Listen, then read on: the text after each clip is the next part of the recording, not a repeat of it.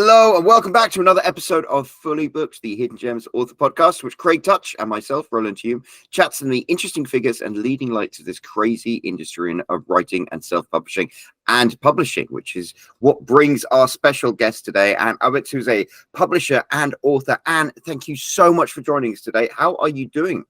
I am good. How are you today? I am very well, thank you. We are absolutely delighted that you took the time to join us. We appreciate it very much. Thank you. I'm glad to be here. And of course, we wouldn't be here without the man himself, Craig Touch, the owner and founder of Hidden Gems and an author himself. How are you doing today, Craig?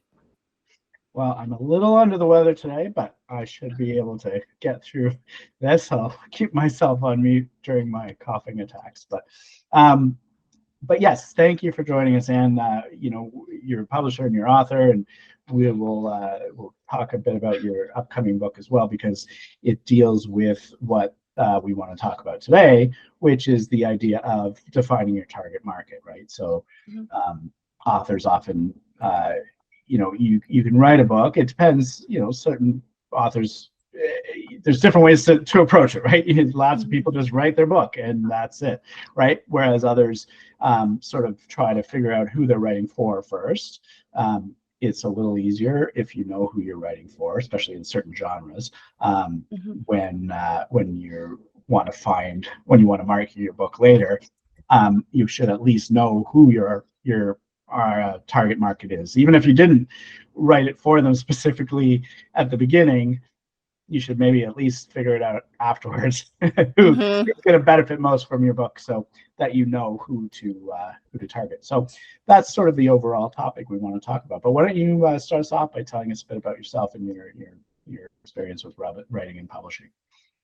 All right, my name is Ann Aubitz. I own two publishing companies, Kirkhouse Publishers and Fusion Press.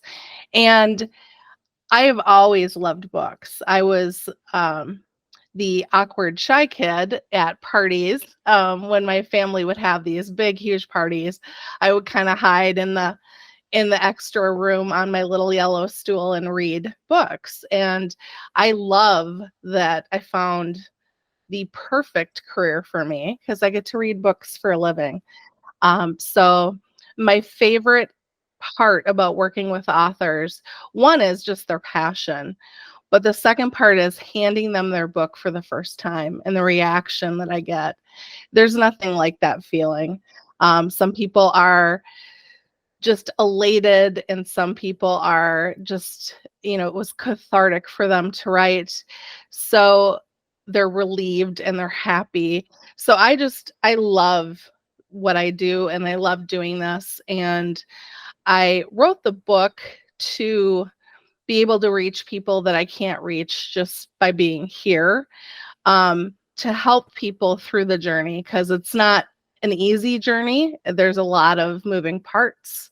So that's, and I want to talk about target market because I think that's one of the biggest issues that authors face, is not really identifying it or knowing how to. Right. And the book you're talking about is The Journey from Manuscript to Print, a guide to publishing your book, right? Yes, it is. It's right there. So in that book, a few of the chapters that are covered are about target market. Yeah, there's a whole section on it, and it goes from defining to studying. I say in the notes that I mentioned the word target 94 times in this book because I think it's real. Yeah, I counted. I just think it's really important. And it's the one thing when authors come to me, they typically have their manuscript completed. And you're right when you said that a lot of people just write their book without thought to who they're writing for or who their target market is. I do something a little bit different. I've done some science fiction books, written some science fiction books under a pen name. And I actually will find a photo of who I think is my ideal writer or ideal reader, and I write to them. So I write the book for them, and I think about them as I'm writing it. I fill out a complete character study on my target reader. And some people have said that sounds creepy or whatever, but it works for me. It makes me focus on who my reader is, or who I think my reader is at that time. So in this book, in the journey from manuscript to print, I go through, and it is about defining your target market, which I'll talk about in a second, but it's also knowing how to revise who your target market is. So if you see things, after you've launched, is to adapt to that. So as far as starting, so defining your target market, I think really think about, even before you start writing, who you want to write the book for. So you can focus your content on that person, on that reader. So you know how to market after you're done, and you can connect better with readers. So I just think if you're going to take the time, really think about it, create a persona, develop your reader as a kind of a fictional character. So there's so many ways to do it. I mean, obviously studying demographics and psychographics, but just I think looking at competitors and analyzing what competitors are doing, study the books or authors who have a similar audience to you, and look at what they're doing as far as who they're marketing to and how they're interacting with their readers on social media. That's true. It's funny. Yeah. I worked for a great many years in advertising agencies in New York and stuff.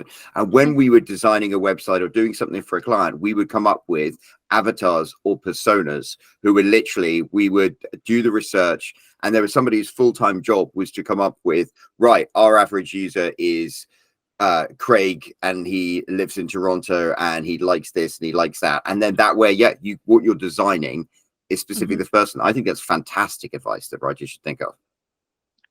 Yeah, and I love that you've done that before, but not everybody thinks about that right from the start.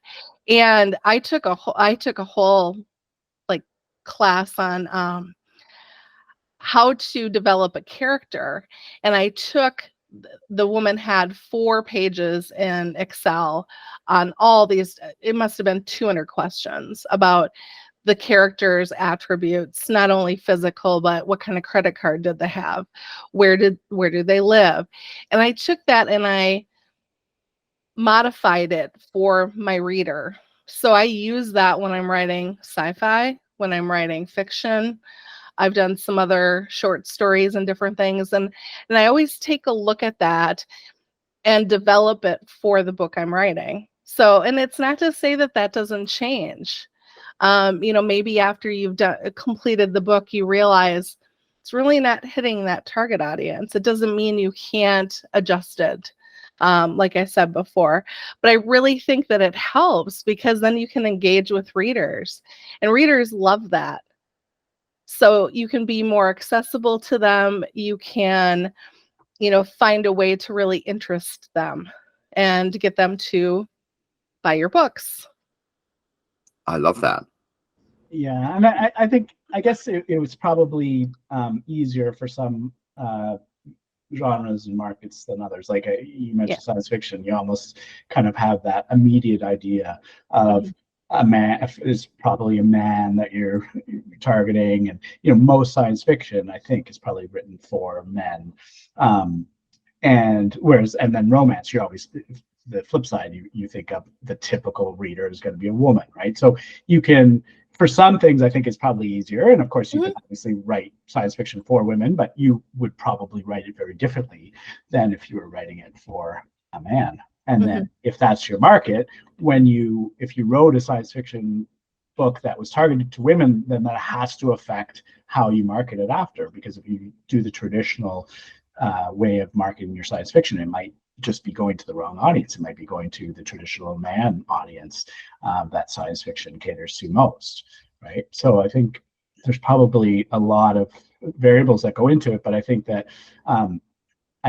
my guess is that some genres are probably easier than others. Maybe nonfiction is harder too, right? Because you have a more specific, well, maybe it's easier actually, because you have a very specific thing. If you're writing a book about parenting, your target market are parents, right?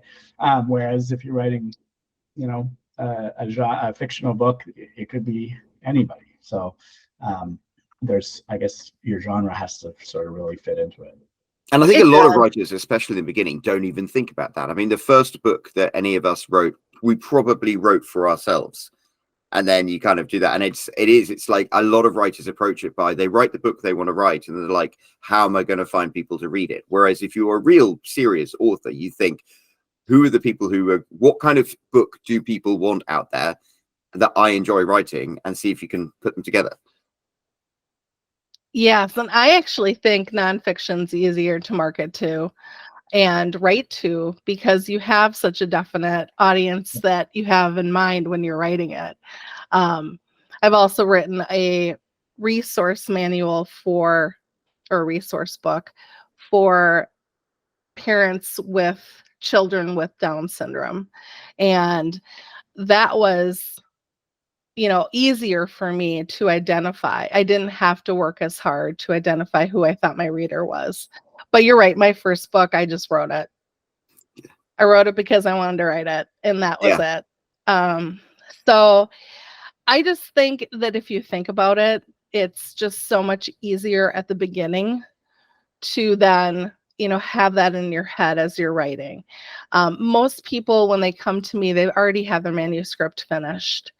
And so they come and they sit down, and I'll ask them, first question, what are your goals for your book? A lot of people write for their family. They want to leave a legacy. They want to leave their stories, which is wonderful. And then others want to sell their book. The second question I ask is, who is your target market? And I usually get the blank stares, or, you know, they just hadn't thought of it, especially if it's their first book. Usually by their second or third, they're starting to, you know, to think about that, you know, earlier on in the process. So I just think, you know, if they understand that, and going through the chapters in the book, just understanding and defining it, studying online behavior, knowing what demographics and psychographics are, just understanding what they need to, you know, what they need to think about, like age range or where people live, things like that. Yeah, I guess, I mean, if you're writing genre fiction, though, is where you live, how important is that? I guess if you're setting it, I know, like, as a Canadian, when I was writing, my feeling, and this was not based on any, you know, scientific fact, this was just my feeling, was that I didn't want to write a book that was set in Canada, because I felt like my target market is much wider in the US, right? So there were a lot more people that I could sell to in the US. So and by, you know, by making it sound too Canadian, maybe I would ostracize some of those people, and they would be like, oh, I don't want to read a book about, you know, cold Canucks and trying to keep warm or whatever. So all that common stuff like healthcare and right. But I wonder, like, how much of that really goes into a lot of different genres, and especially if you're not, a lot of times too, you're not even saying the cities that you're Right. living in, right? It really depends, I guess. I just think so. Knowing where your readers can be important in deciding what topics and themes would apply to them. So, for example, if you're writing a book set in a specific city or country, include details that are unique to that location. So, if it is important, yes. But you'll know that based on your genre. I mean, based on what you're writing. So these, I mean, the basic ones are age, gender, geographic location, educational level, and interests. And maybe even the educational level doesn't matter that much with a sci-fi book. My sci-fi book was written for women, younger women. So, because I loved sci-fi growing up. And you're right, it's not usually targeted towards females. Right. So I had to really think about a lot of different things when I was writing it.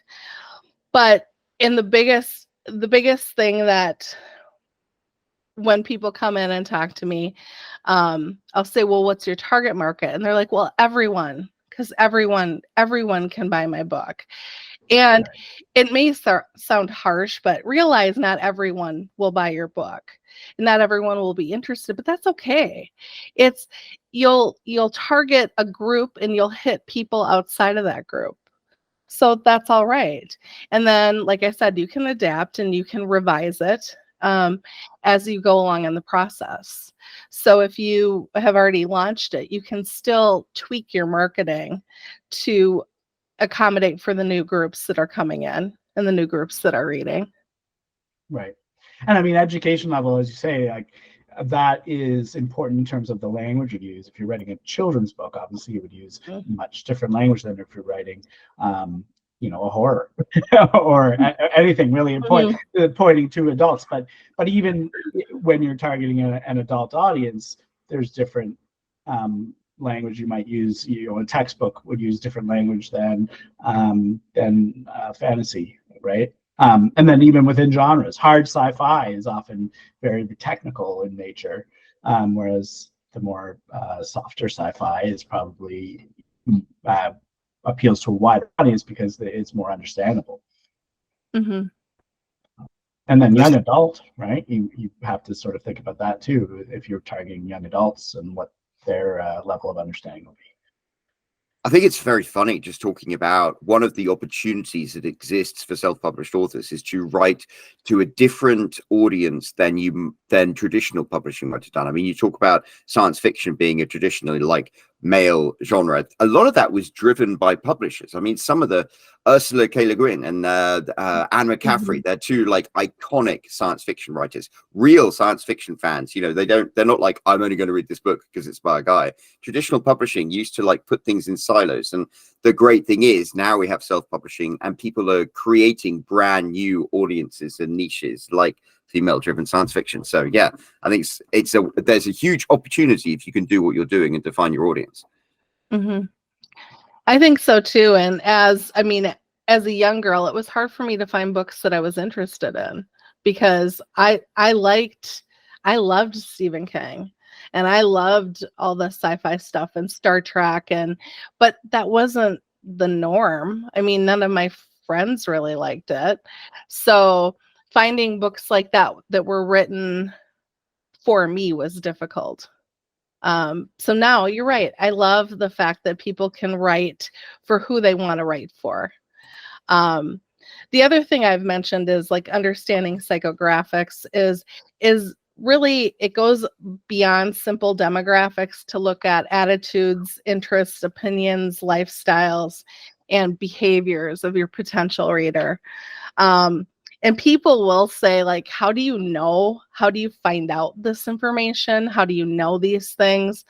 I've had authors do focus groups. I've had authors do surveys on Facebook or on, different social media platforms and ask questions and really look at the responses they're getting. I've also had authors do surveys and just find out more information about what people want to read, and give them an idea of what they were thinking of writing and then ask the questions. So I think it's like before you're even thinking about getting beta readers or doing anything like that, just really finding out what people want to read in that subject matter is really important, and it's worked for them. So you're talking about doing that research before you even start writing. Yeah, but I mean, having an idea of what you probably have an outline already, or you've started, or you have a really strong idea of what you want to write about, but to find what people are interested in. So when I was writing the book about the resources for parents, I asked parents what they wanted to know about. And a lot of parents were struggling finding organizations that would help them with certain things, or trying to find groups to have their children participate in that were inclusive or specific to, adaptive like different adaptive sports. That was the big thing that all of us parents shared. And it was great to put it in the book, because then other people could say, oh, I didn't know that existed. I didn't know that was an opportunity for my child. I had a woman from Florida call me. She had bought the book and she said, we don't have these types of programs here, but I'm working with one of them in your state and I'm going to try and get it down here. And so that's just, I think it really worked well for that type of book to ask for what they wanted to see, what they wanted to read, what they were looking for. Yeah, I think, and again, that's more for the nonfiction, but I think, even for fiction, it probably can be helpful to poll your readers and your audience if you have one, right? It's a little different when you're writing your first book, but even then, I mean, I'm sure there are places online where you can go reader groups for the genre you're writing about, see what people are talking about, see what they like and they don't like, and then, write your story based on that. Yeah, and there are Facebook groups out there, like for romance, and the authors will ask questions all the time and give wonderful feedback. So I think there's places, even when you're a first-time author, to ask questions, to find maybe where your target audience hangs out, and really try to engage with people and find out, like I said, what they're looking for, what they want to read, what they're interested in. So things like that. And that can be really helpful. Yeah, for sure.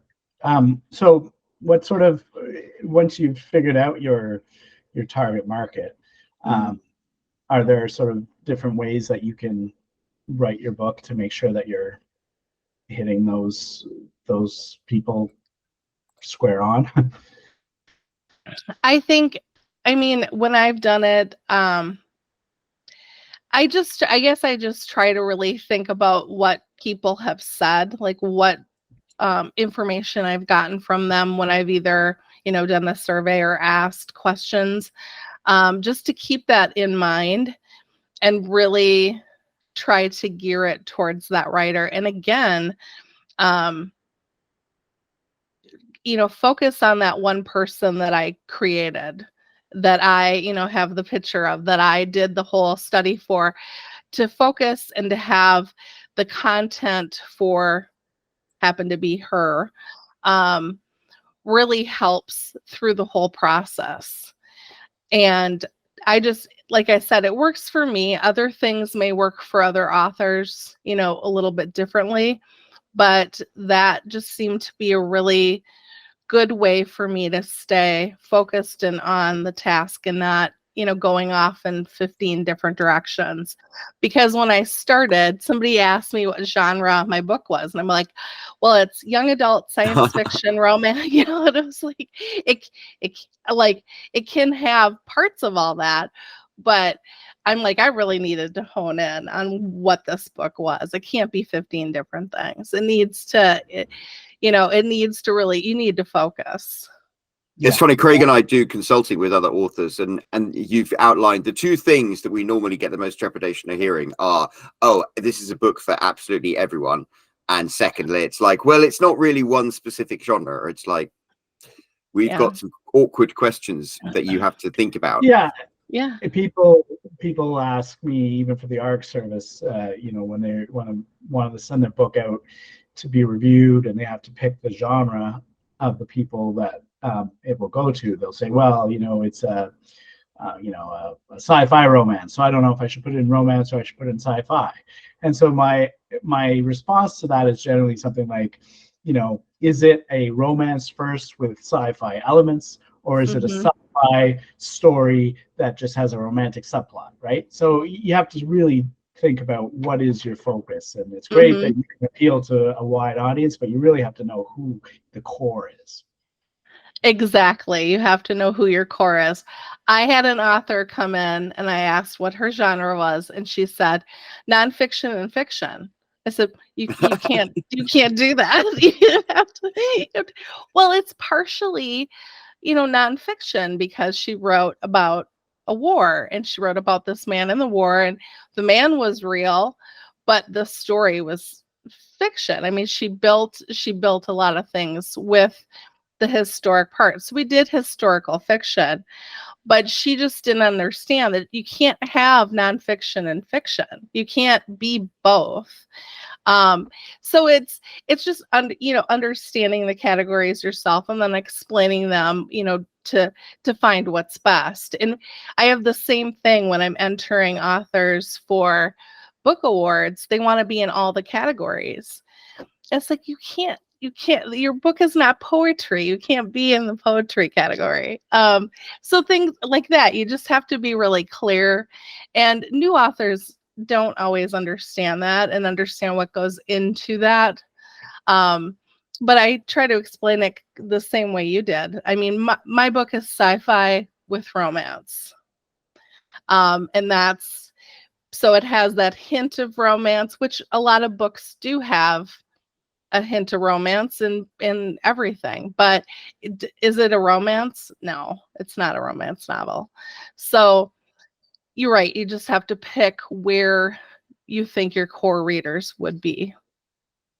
I mean, if you walked into Barnes & Noble with a copy of your book, which bookshelf would you put it in?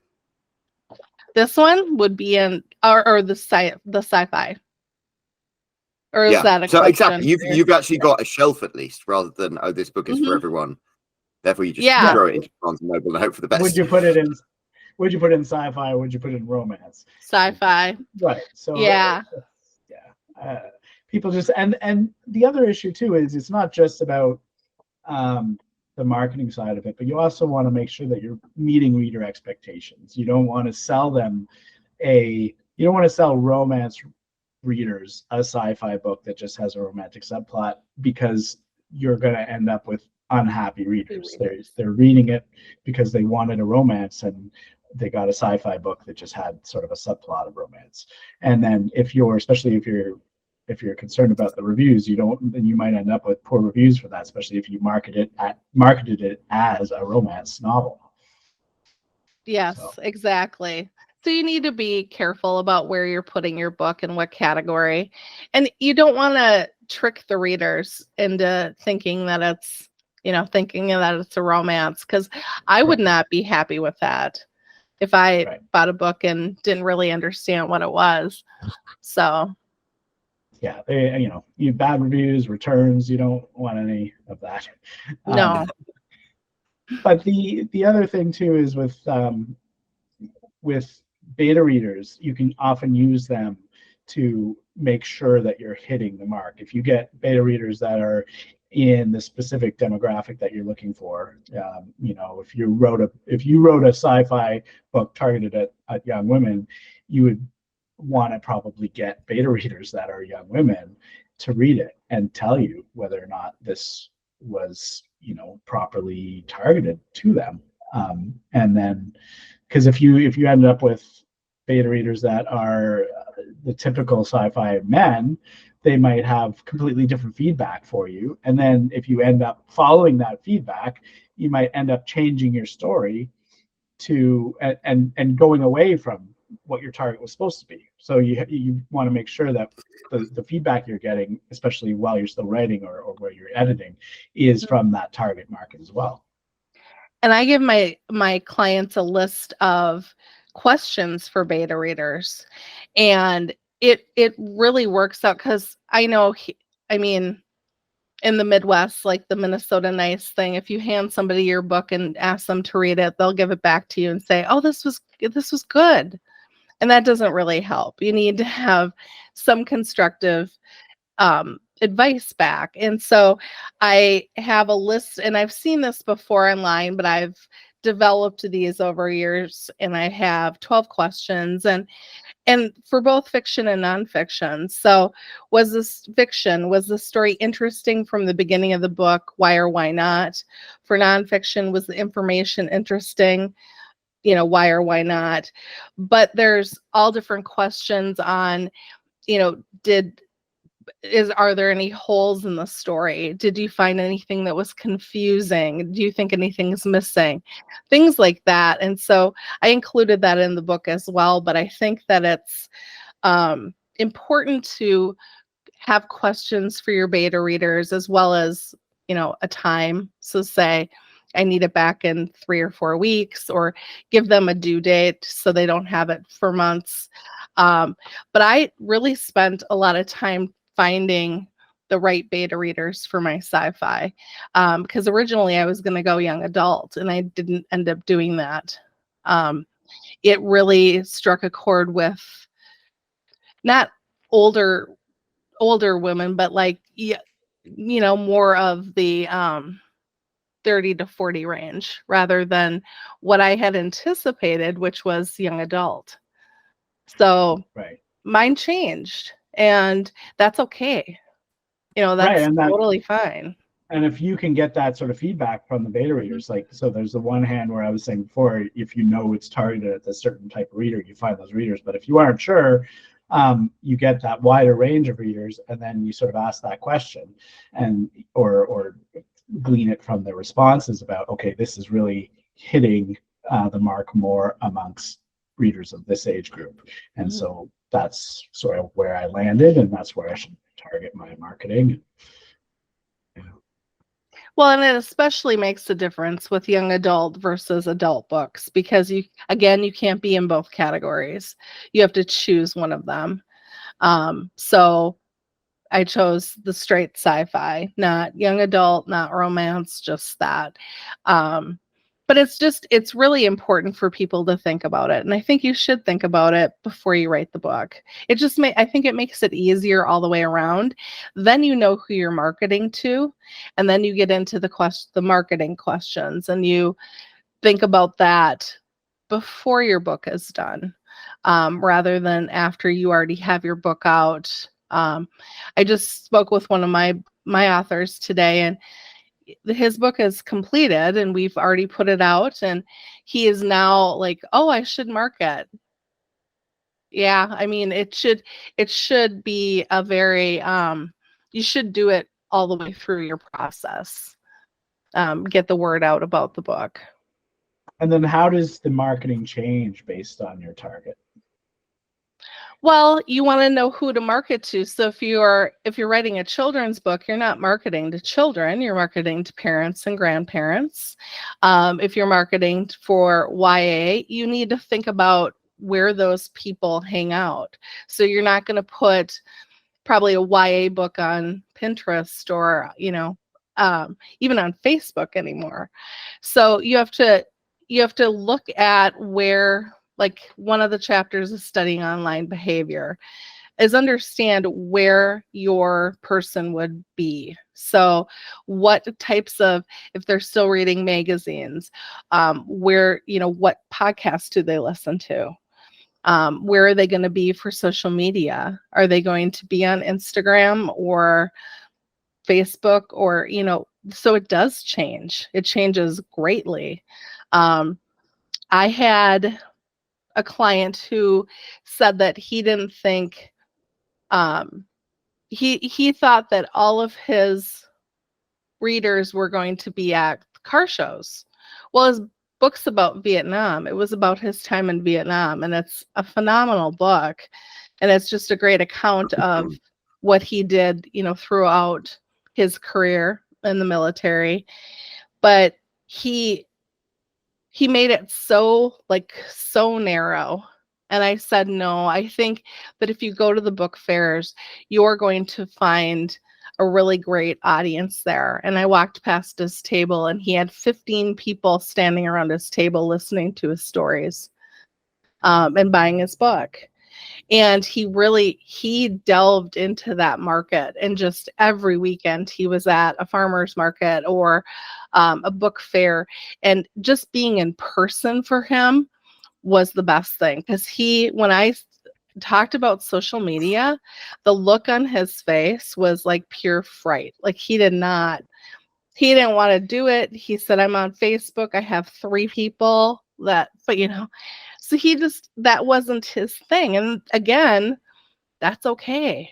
We did bookmarks and postcards and business cards, and he went to all these different events, and he did really great things with his book. That's cars. That's a great that's a great place to go to. I love going to car shows with my kids and seeing all the old vintage cars. But they always have all the veterans there. They have the police, the law enforcement, and like it seems like the perfect market. There we go. But it was. I mean, he did that too. But he just had, when I started bringing up more events that he could go to. Yeah. He was like, oh, that's right, that's great. And so he started doing different things. But yes, car shows was the first thing he said, because he said his people hung out there. His people. But he knew. Yeah, but it's just funny because it's a book about Vietnam, and he's like, oh, well, obviously I should go to car shows. So that's not what I would have thought, but sure, yeah. Well, and I didn't understand the correlation, but you're right. A lot of vets go to car shows. Yeah, but you wouldn't necessarily think that. No, well, I wouldn't have. I wouldn't have known that, but he did, so he knew. Yeah.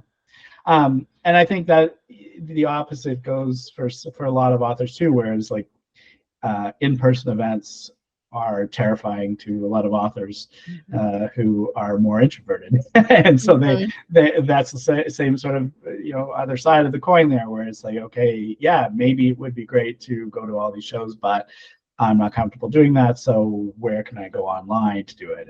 And the younger groups are more sort of in tune with all the social media and what's hot and what's not. I just have to ask my kids, hey, what's the really popular stuff going on online now?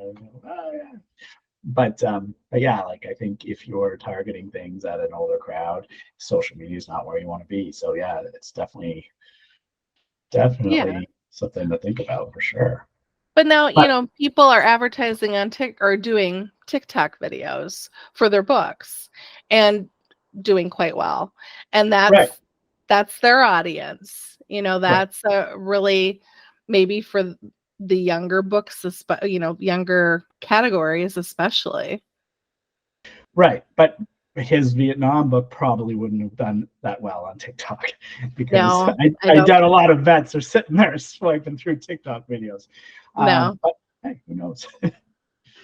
Yeah, I mean, it's interesting because, like, thinking about the target markets, it's not just who you're writing it for, and it's not just the kind of marketing you want to do, but it's also where you're marketing, and it just affects so many different things, and that's why it's so important to think about. Even though, as you said, most people are doing that, at least at the beginning, they're doing that sort of as an afterthought. It's like, okay, I already wrote the book. Now, who wants to read it? Yeah, and you can still, obviously, you can still do the marketing plan, and you can still figure out where you should be, and more importantly, where you should spend your money. If you're spending money on a publicist, or you're going to, do it on your own and spend money at different places, are you doing Facebook ads? Are you advertising on Amazon? Think about where your reader would see your book. Are they hanging out on Facebook? If not, don't spend a lot of money on it. Yeah, and as you said, like if you're writing genre fiction, looking at who your competitors are, who the other people in your space are, who you think your books are similar to, and look at what they're doing. Are they advertising Facebook? Or even looking at when you're advertising on Amazon, you can target sort of the people that they're targeting. You can say books like this person and all that, right? So it's always important to sort of keep in mind who else is in your space. I think that's really important, and I think it's a good way to see what's happening before you jump into that space. If that isn't what you want to do, like what they're doing, maybe rethink, who you're writing it for. But it's looking at their back cover description of their book, looking at just watching them on social media, or looking, going to their website, really seeing what they're doing, and you can get some really good ideas. I'm not saying copy anybody, but you can get ideas of what they're talking to their readers about, and what they're doing and what they're spending money on. Right. Another thing I was just thinking about is the idea that oftentimes one of the first questions I ask authors when I talk to them is whether they're writing for the love of writing, which is perfectly fine, or if they're writing to make money, which is another perfectly fine thing. Is you can be one or the other. Most people want to do both, but the idea is that if you're writing to make money and you have an idea that you want to write about, but it's a very niche thing, and you're looking at your target and you're saying, okay, I want to target this market, and then you realize that is a really, really niche market. If your idea is that you want to make some money at it, you have to also sort of consider the size of that market and whether or not you're going to be able to really sell enough copies to make it worthwhile. Because if it's so specific, then it might be hard to do that. And even if there are a lot of people, if it's something that that is so specific that you can't even figure out how to target those people, that might be another issue, right? Mm-hmm. Like it's a lot easier to target bigger groups on Facebook and stuff like that. When oftentimes we have that, it's frustrating. You want to put in author names into your audience selection on Facebook, and most of them aren't even there because they're not big enough or whatever to be part of their audience filtering, or however that algorithm works, right? So if you're super, super targeted and specific on your niche, you might have a lot of trouble reaching that audience unless you already have an idea of where they hang out online or not online. Or you already have followers in that audience. So I have a friend who suffered a TBI, and she started her tribe, and she had thousands of people following her before she wrote her first book. And so they were a built-in audience for her. I mean, that way you can do that too. If you really want to take that time to build your own audience, that's fine too. It does take time. It took her over a year, but she really built it up, and she did a Kickstarter, and she did a great job getting people to pay the money, and then they got a book in it, in exchange. But it worked out well because she already had people. She already had her reader, and she knew exactly who they were. Yeah, if you can do that, that's very helpful. Yeah. Doesn't always happen that way though. So when did you come upon this realization, and like how have you implemented it with your own books? So the realization of the target market, or so so we started, my husband and I started as just a print shop. I shouldn't say just but a print shop, like mom and pop type, doing letterhead and envelopes when people were still using those, and business cards and stuff like that. So when we started into books, it really was learning. Like, we had both come from book backgrounds, not necessarily this type of book, but I really looked at everything, and I studied target markets, and I studied different things, and I take a lot of classes. So I was able to incorporate that into our packages and plans. And that's what I really talk to people about, and to our authors. Oh, she froze. Yeah. Are you still there? Yes, I am. Can you hear me? We can hear you. Your picture Okay. froze. That's all. Yeah, really nice, huh? Yeah, I mean, that's great.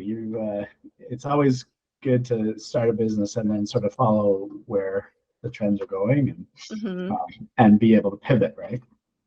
Well, and publishing changes so much. It's changed a lot since I started. which was in the early 90s. So it's important to be able to pivot and to change things, to change with the industry.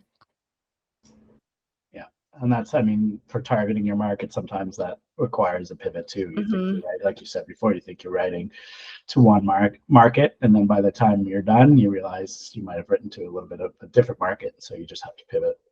Yes. Oh, Roland, you're on mute there. I'm sorry about that. My dog was barking in her sleep, so I had to stop. We're approaching the top of the hour now, so before we lose you, I would love you to give, like, just the authors listening to this, give them like a 3 bullet point action list about how they can start implementing the stuff we've spoken about today. Well, first, identify your reader. So just like I did, find a picture of what you think your reader looks like. Second, start looking at demographics. And well, second should be really hone in on your genre and what you want to write. And third is look at the demographics for the people in that area. Make sure it's not so niche, but that you have a good focus on who you want to target and who you want to write the book for. I like that. That seems very, very solid advice. Now, if people have been listening and they've appreciated everything you've had to say, where can they find out more about you? Where can they go? Because we'll obviously put a link down below, but give them the elevator pitch right now. Okay, so you can find me on LinkedIn under Ann Aubitz, or you can go to our website, Kirkhouse Publishers. My book is available there, but it's also available on audiobook, Kindle, and Barnes & Noble. So if you're interested in that, but if you want to find out more about Kirkhouse, and I do blogs, so there are blogs about target market and about marketing and different things like that. Fantastic. Well, we will obviously pop a link into that, so you can find that down below if you scroll down. And if you're listening to this or watching on YouTube, while you're scrolling down, you'll see that big comment section. Why don't you leave Anne a comment and let her know how much you've appreciated what she shared with us today? And while you're there, you could also hit that like button. And if you haven't already, that subscribe button. And we'll be back next week with another episode of Fully Booked. But until then, Anne, thank you so much for joining us. It's been a real pleasure. Thank you. It was a pleasure being here. Thanks.